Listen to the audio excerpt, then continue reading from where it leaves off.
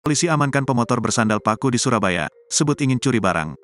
Sepekan bertindak meresahkan, polisi akhirnya mengamankan salah satu pria pelaku modus ranjau paku untuk mengempiskan ban mobil di jalanan Surabaya.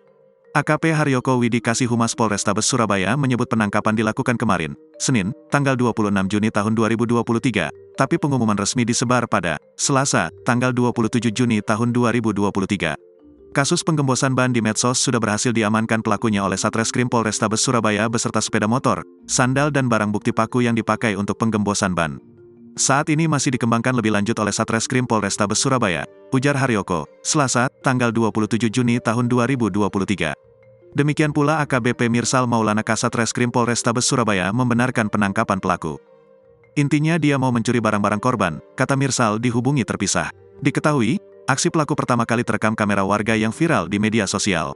Dalam video tersebut, memperlihatkan pelaku sengaja memakai sandal yang sudah dikaitkan dengan paku. Kemudian paku tersebut diletakkan di bagian bawah ban mobil belakang korban.